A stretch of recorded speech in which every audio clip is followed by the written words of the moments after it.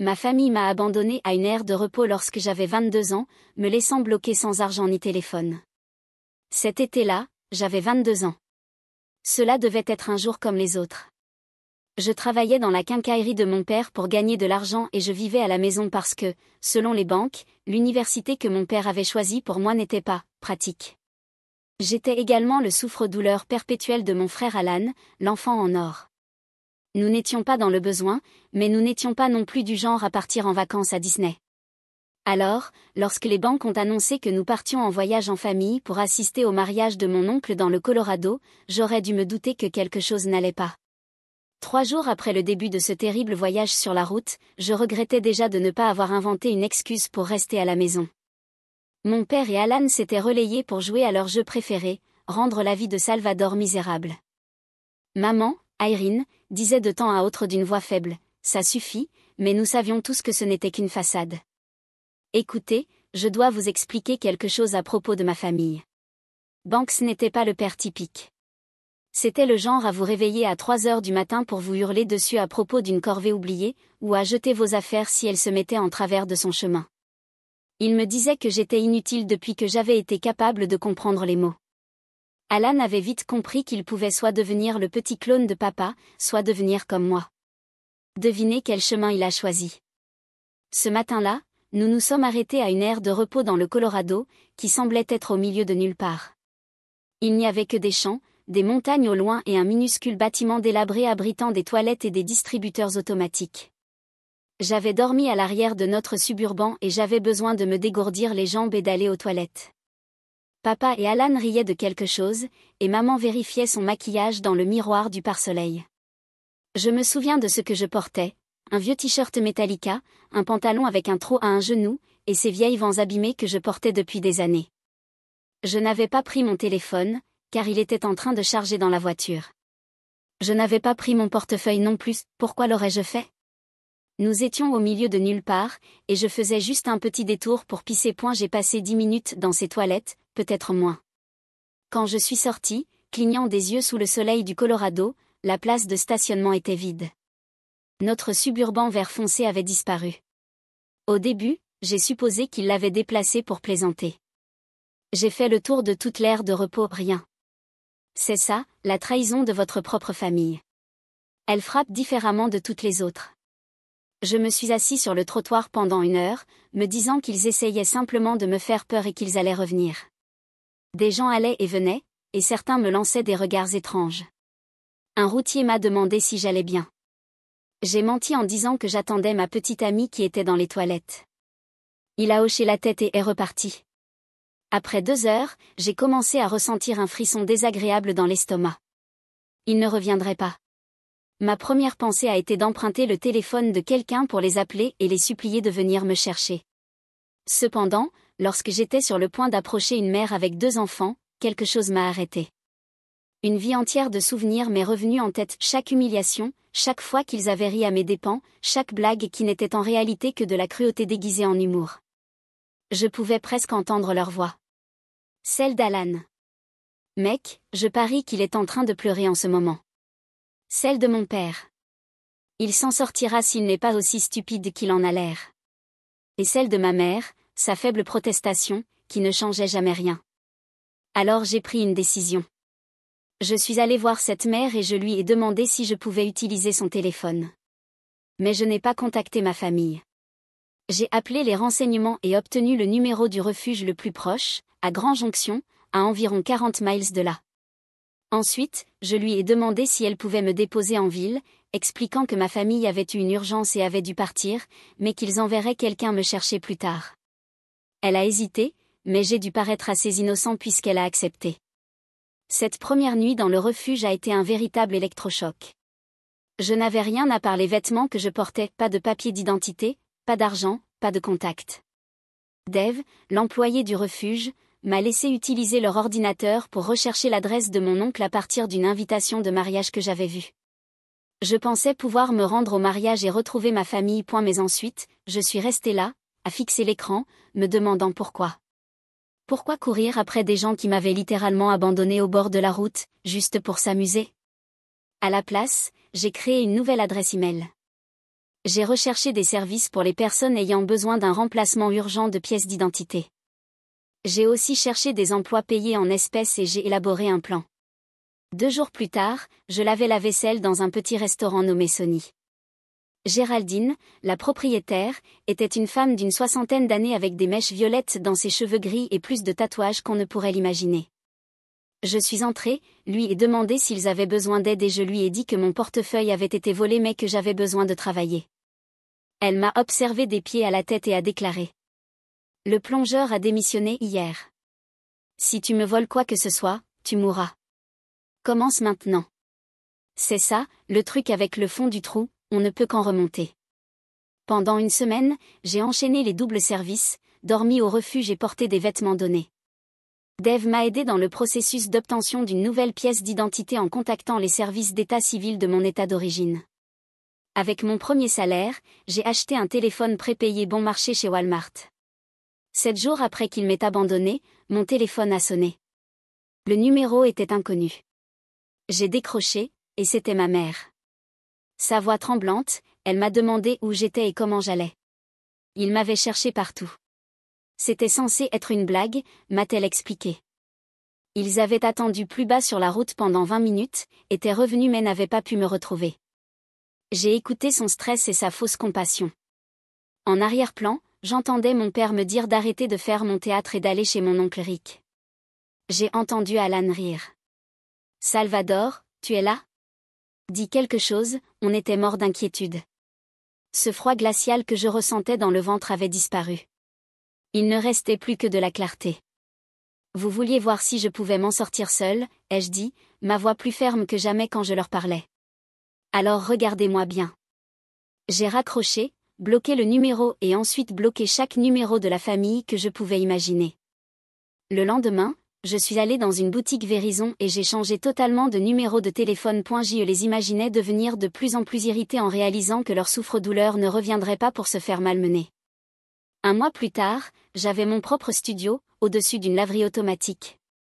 Il était petit et sentait toujours l'assouplissant, mais c'était chez moi. J'avais gravi les échelons jusqu'à devenir commis de cuisine chez Sony S, et Géraldine m'apprenait à couper correctement les légumes sans y laisser un doigt. Parfois, je consultais mon ancienne adresse email, celle que ma famille connaissait. Les messages de ma mère s'accumulaient. S'il te plaît, rentre à la maison, on est désolé. De mon père. Cette gaminerie doit cesser immédiatement. D'Alan. Mec, c'était juste une blague, arrête d'être si. Je n'ai jamais répondu, pas une seule fois. Le truc avec la liberté, c'est qu'une fois que vous y avez goûté, vous ne pouvez plus retourner en cage. Je ne prétendrai pas que c'était facile. Certaines nuits, je parcourais Instagram et voyais des photos de personnes avec des familles normales, des gens qui s'aimaient vraiment, et cela créait en moi un vide qu'aucun nombre de ces images ne pouvait combler.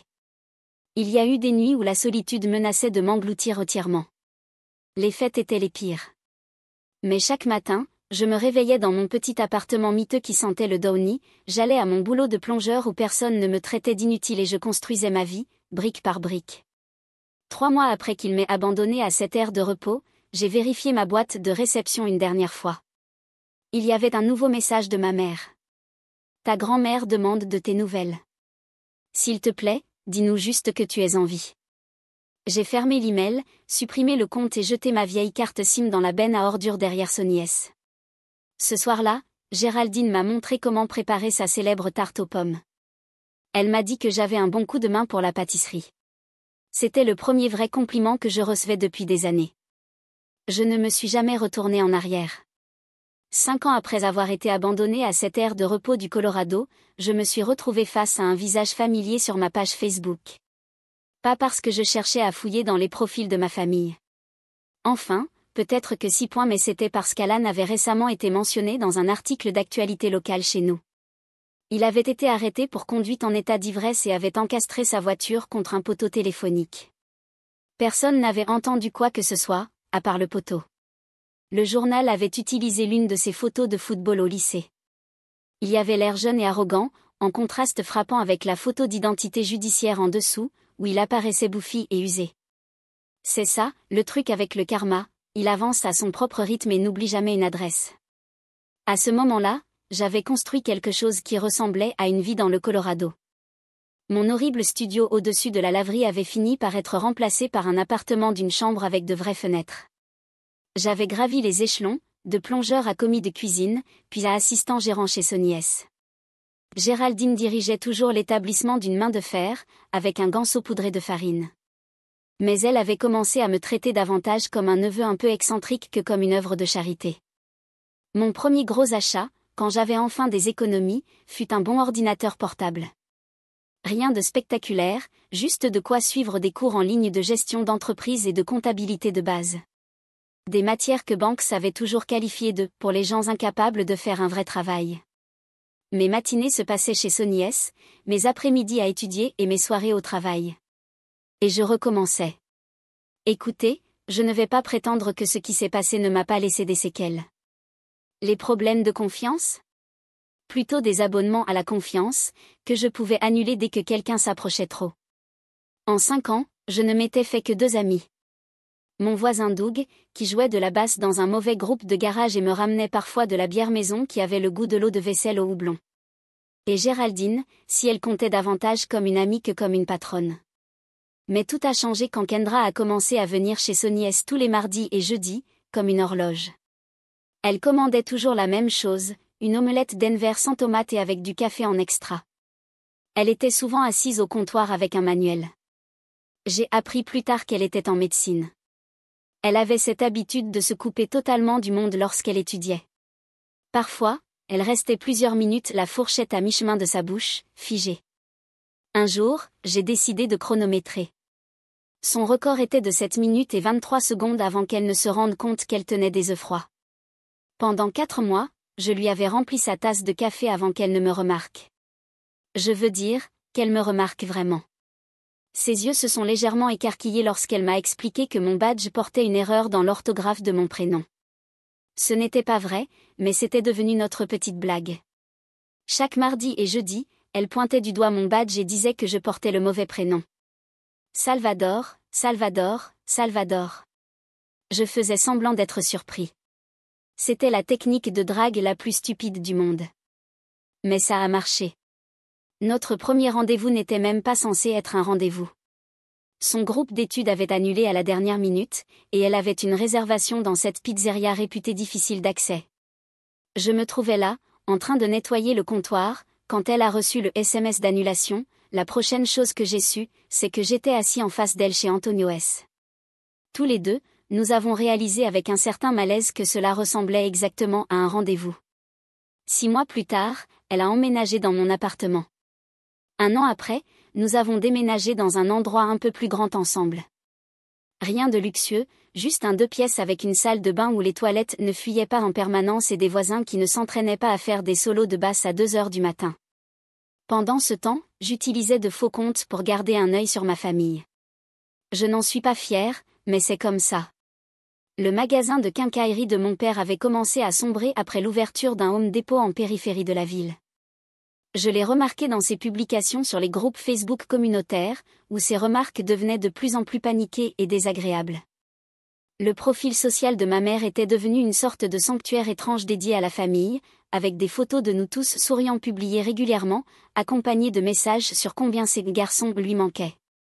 C'était ironique. Elle taguait Alan, mais ne me mentionnait jamais, comme si j'avais été effacée.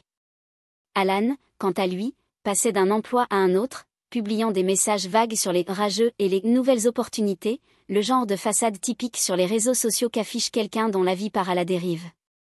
3 ans plus tard, Géraldine m'a abordé pendant l'inventaire et m'a informé qu'elle envisageait d'ouvrir un 2e restaurant Sony S de l'autre côté de la ville. Elle m'a demandé si cela m'intéressait de le gérer, pas de le posséder, c'est une distinction importante. Je n'ai pas dormi cette nuit-là, parce que je n'arrêtais pas de penser que c'était un test ou une blague. Des opportunités comme celle-là, ça n'arrivait pas aux gens comme moi. Banks s'était assuré que je le comprenne bien.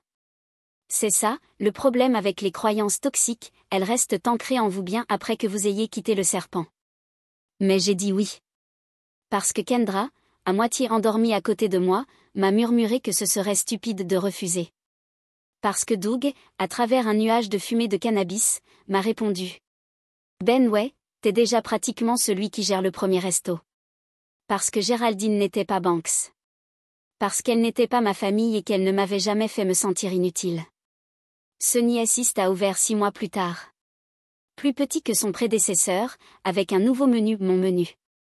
J'ai travaillé 90 heures par semaine pendant la première année et j'ai perdu 5 kilos que je ne pouvais même pas me permettre de perdre. Je me disputais souvent avec Kendra à propos du fait que je n'étais jamais à la maison. Je rentrais parfois pour trouver des post-it passifs-agressifs collés sur le frigo. Mais ils ont eu leur effet. Les gens arrivaient. Les gens revenaient. La nourriture était délicieuse et l'ambiance agréable. On ne devenait pas riche, mais on s'en sortait. 4 ans après avoir été abandonnée, je gagnais suffisamment pour aider Kendra à rembourser ses prêts de médecine. Pas la totalité, ces dettes-là sont monstrueuses, mais assez pour que cela fasse une vraie différence. Elle a pleuré quand je lui ai tendu la confirmation du paiement. Pas des pleurs de cinéma, mais de vraies larmes de mascara, sincères et désordonnées. Des sanglots réels, bruyants, avec des reniflements, des hoquets et le visage rouge. Je ne m'étais jamais sentie autant comme une personne à part entière qu'à cet instant. Puis ma grand-mère est morte. Je l'ai appris sur Facebook. Maman avait accompagné cet hommage long et émotionnel d'1 million d'émojis en forme de cœur. Grand-mère Rose était la seule personne dans la famille qui avait jamais tenu tête à Banks. La seule qui semblait me remarquer. Elle me glissait parfois un billet de $20 quand personne ne regardait et me disait de les garder, pour quand tu t'échapperas. Je crois qu'elle pensait que cela financerait mes études. Finalement, c'était encore plus littéral que ça.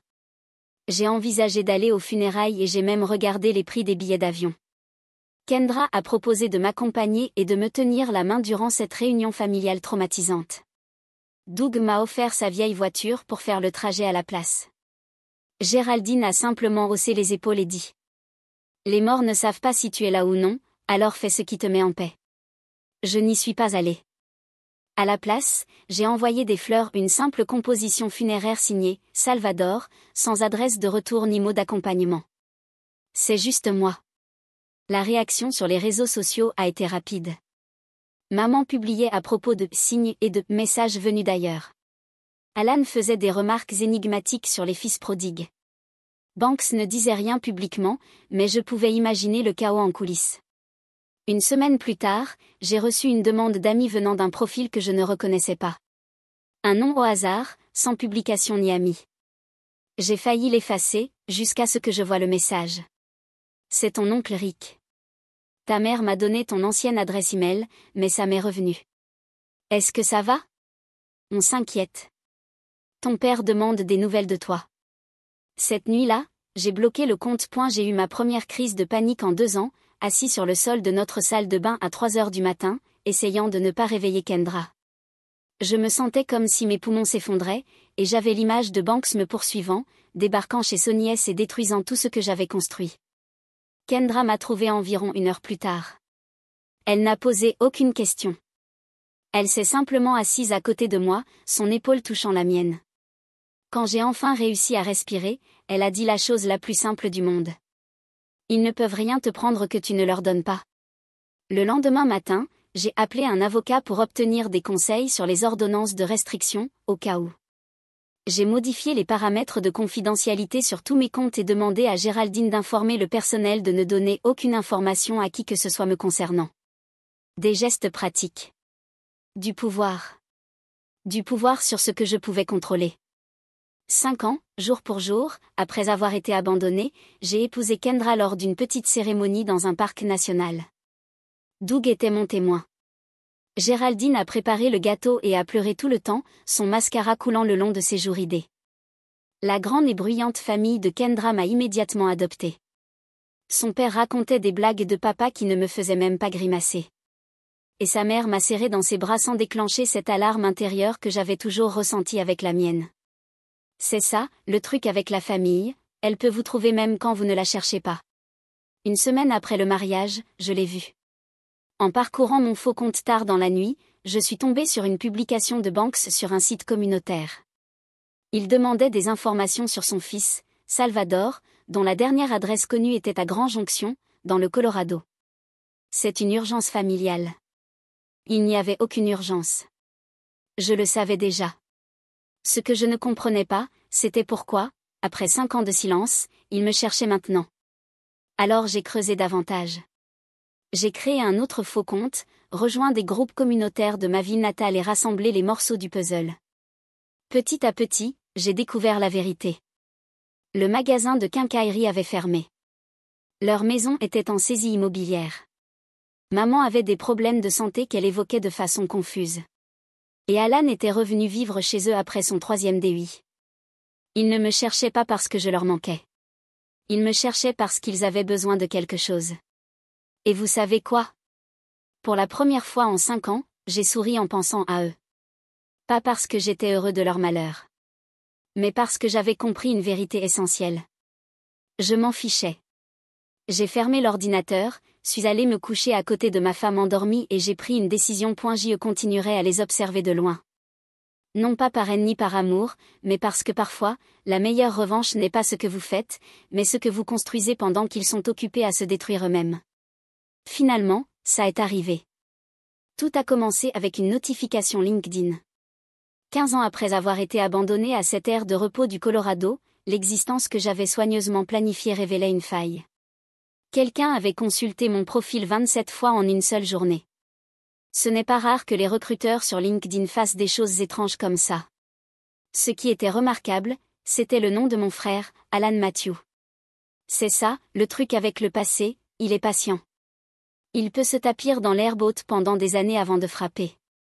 À ce moment-là, ma vie avait radicalement changé depuis ma première année à Grand Jonction. Kendra avait terminé ses études de médecine, effectué sa résidence et travaillait désormais 3 jours par semaine dans une clinique locale afin de passer plus de temps à la maison avec nos enfants. Nous en avions 2, Ellie, 7 ans, et Marcus, 4 ans. L'appartement au-dessus de la laverie avait laissé place à une modeste maison de 4 chambres en périphérie de la ville. Rien d'extraordinaire, mais avec une cour où les enfants pouvaient jouer et où je tentais de faire pousser des tomates, même si elles ne prenaient jamais vraiment. Les restaurants Sonies avaient grandi jusqu'à 3 établissements. Rien d'un empire franchisé, mais suffisamment pour que je n'ai plus besoin de travailler en cuisine, sauf quand quelqu'un appelait malade. Géraldine avait pris une semi-retraite 2 ans auparavant, mais elle passait encore parfois à l'improviste pour critiquer la façon dont on préparait sa recette de pâte à tarte. J'avais fait la paix avec mon passé. Du moins, c'est ce que je croyais. Je continuais à garder un œil sur ma famille, mais les vérifications fréquentes s'étaient réduites à une fois tous les quelques mois. Banks et Irene avaient déménagé dans un logement plus modeste après avoir perdu leur maison. D'après ce que je savais, Alan s'était marié, divorcé, puis s'était remarié. Ils semblaient tous avoir continué leur vie, tout comme moi. Cependant, cette histoire de LinkedIn me dérangeait. 15 ans de silence, et maintenant ça. J'en ai parlé à Kendra pendant que nous faisions notre activité habituelle du dimanche soir, plier le linge tout en regardant à moitié la série Netflix que nous avions toujours du retard à suivre. Elle s'est arrêtée, tenant une chaussette dépareillée dans chaque main, et m'a demandé si j'allais bien. J'ai hoché la tête. Que pouvais-je dire d'autre? Que j'étais soudain redevenu ce gamin de 22 ans arrêté à cette aire de repos? Que j'entendais encore la voix de Banks dans ma tête, me traitant d'inutile. 3 jours plus tard, j'étais à Sony Assist, le 2e établissement original, en train d'aider à l'inventaire parce que notre fournisseur avait encore envoyé les mauvais filtres à café. C'est alors que Maya, à la réception, m'a appelé pour dire qu'une famille demandait à me voir. Ma première pensée fut pour les parents de Kendra, qui nous faisaient parfois la surprise de passer lorsqu'ils traversaient la région. Je suis sortie à l'avant du restaurant, déjà en train de réfléchir à la façon de convaincre les visiteurs de rester dîner. Ce n'était pas la famille de Kendra. Banks paraissait plus vieux, plus grisonnant, et son physique autrefois intimidant avait rétréci. Le visage d'Irene était marqué, crispé par des années d'efforts, et ses cheveux avaient été teints dans une teinte brune artificielle. Alan ressemblait à Banks à 40 ans, avec la même posture et cette façon de s'imposer dans l'espace. Il y avait aussi une femme avec eux que je ne reconnaissais pas. Elle était jeune, probablement au début de la vingtaine, et elle restait en retrait, comme si elle n'était pas sûre d'avoir sa place là. Personne ne parlait. Le brouhaha de l'heure du déjeuner s'est estompé, ne laissant que le martèlement de mon propre cœur dans mes oreilles. Banks a craqué le premier et m'a demandé mon nom. J'ai hoché la tête, car ma voix, visiblement, avait décidé de prendre des vacances. Écoutez, j'avais imaginé ce moment de 1000 façons différentes au cours des 15 dernières années. Dans certains scénarios, je leur répondais avec brio. Dans d'autres, j'étais froid et distant, indifférent à leur existence. Dans quelques scènes maladroites, tard dans la nuit, il y avait même eu des retrouvailles en larmes. La réalité est toujours plus chaotique que nos fantasmes. J'ai désigné une table vide dans le coin, demandé à Maya d'apporter de l'eau, puis je me suis assis en face des personnes qui, autrefois, étaient ma famille. Et j'ai attendu.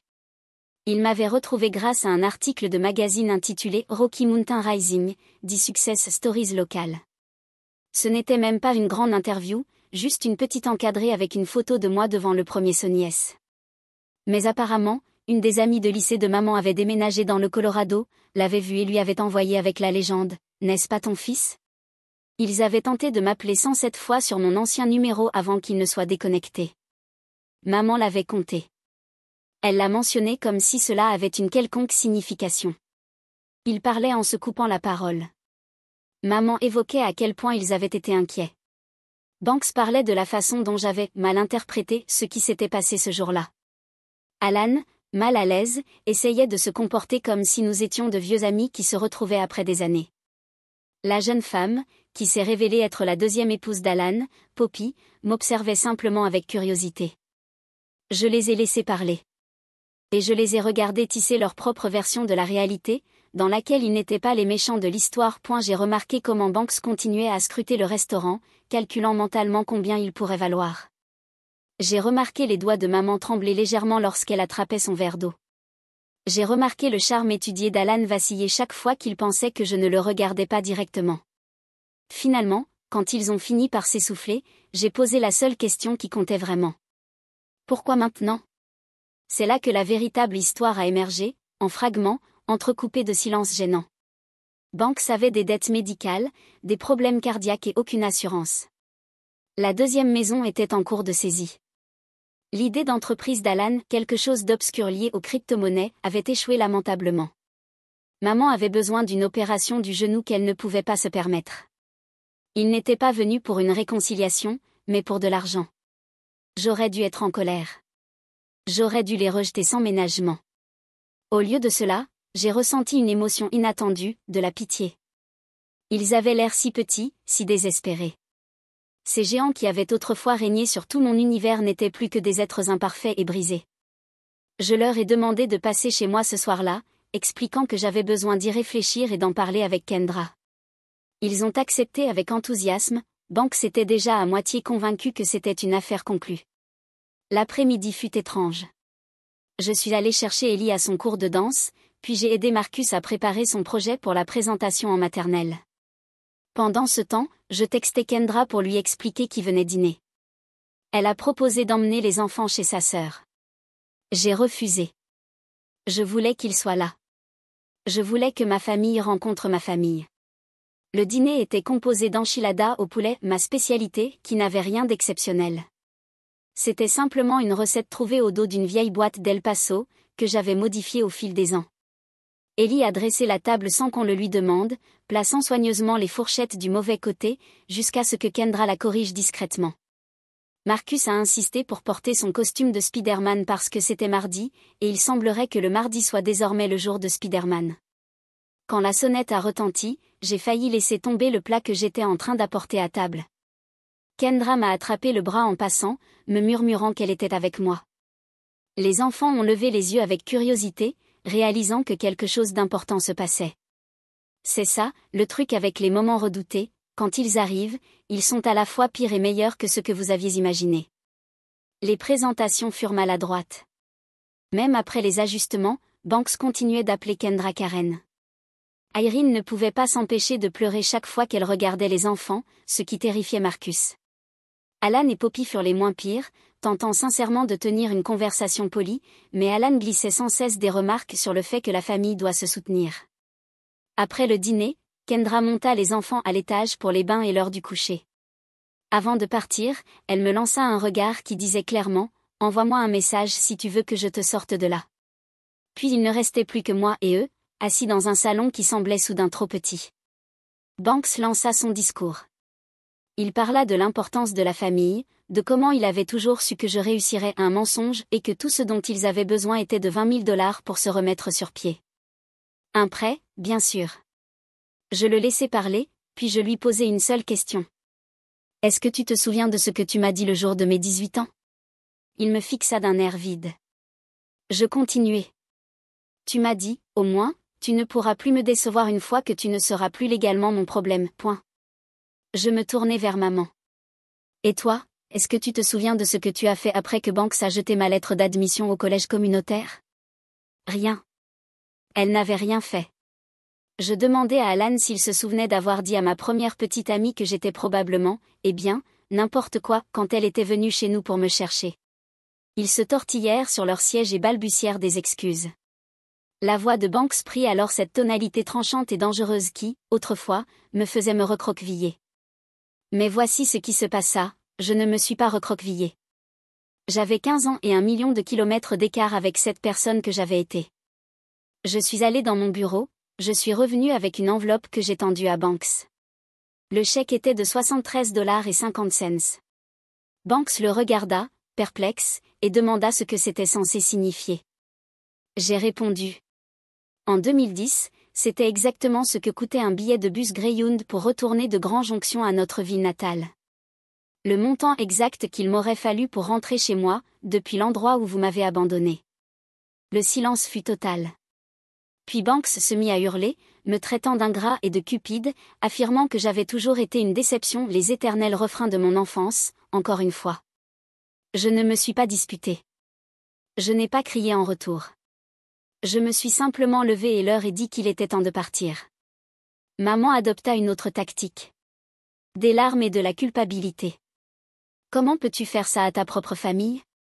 Alan s'est refroidi. Le masque du « frère charmant » était complètement tombé. Poppy, elle, semblait simplement gênée pour eux tous.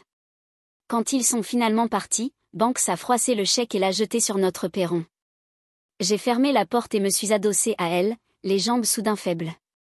Kendra est descendue et m'a demandé si j'allais bien. J'ai hoché la tête, ne faisant pas confiance à ma propre voix. Nous avons nettoyé la vaisselle du dîner en silence, vérifié que les enfants dormaient bien, puis nous nous sommes préparés à aller au lit, comme si c'était une soirée ordinaire. En configurant le système de sécurité, j'ai vérifié la caméra de l'entrée sur mon téléphone. Ils étaient encore dans l'allée, en train de se disputer. Banks gesticulait violemment tandis que maman sanglotait. Alan regardait notre maison avec une expression que je connaissais trop bien. La jalousie mêlée à la haine. Finalement, ils sont montés dans leur voiture de location et sont partis. Je ne les ai jamais revus ni entendus parler d'eux depuis. Et je ne m'attends pas à ce que cela change. Ce chapitre est clos. C'est ça, le truc avec la vengeance. La meilleure forme de revanche n'est pas ce que vous faites, mais la vie que vous choisissez de vivre. Chaque beau moment passé avec mes enfants. Chaque blague complice avec Kendra. Chaque paisible matinée de dimanche sans rien à craindre. Et chaque jour ordinaire dans une vie que j'ai construite selon mes propres termes. Je ne suis jamais rentrée à la maison. J'ai fait mieux, j'en ai construit une.